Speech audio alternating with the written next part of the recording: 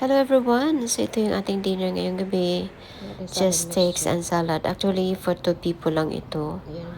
Pero syempre yung salad ginagawa ko palagi is good for 2 times serving yan.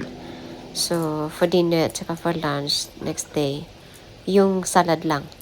Tapos gumagawa na rin ako ng extra na dressing dyan para kinabukasan sa lunchtime i-add na lang yung dressing, tapos bahala na kung anong ilalagay sa salad na partner. Pero basta, ginagawa ko na siya. So yan, arrange natin ulit yung ating salad sa ating salad bowl.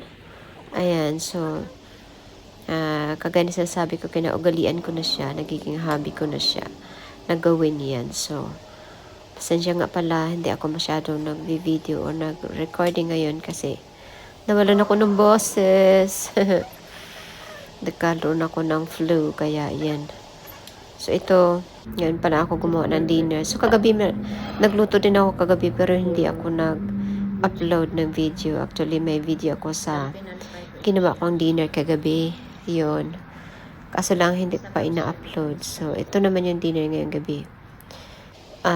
Salad yung kagabi kasi stir fry yung aking ginawa. So, maiksi lang din yung video ko. At ito na nga, kahit na medyo masama pa rin yung pakiramdam, pilit lang na ginagawa yung trabaho. Kasi nga, wala tayong magagawa. Nagtatrabaho tayo, di ba? So, ayan. Simple lang naman siya. Oo, so, medyo tinamaan lang ako ng kunting cold at saka pamamalat ng lalamunan. Yun, nagka-sore throat ako kaya hindi ako nagre-recording. Hindi rin ako nag-upload. So, pero may video ako. So, kayo mag-alala, hindi kayo mahawaan kasi manunod lang naman kayo, di ba? At saka medyo nag-alala ako baka medyo bigla akong ubuhin sa pag-recording. So, di ba? So, ayan. Season lang yung ating steaks ng 4 na ingredients, salt, pepper, lemon rinse, at saka yung olive oil. Okay na siya. Yung pag-pan grill naman nito, kasi mostly pag nandito sila sa barbecue nila yan niluluto. Pinabarbecue nila. Kaya nang wala nga sila na sa trabaho. Kaya pan grill na yung ginawa ko dyan.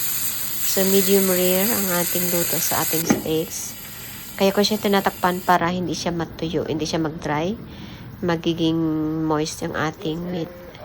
Ayan. So, gumawa na rin ako ng garnish, which is yung king oyster mushroom in teriyaki sauce. Paborito nila yan. At yan, dinner time na. Thank you for watching. Have a great night.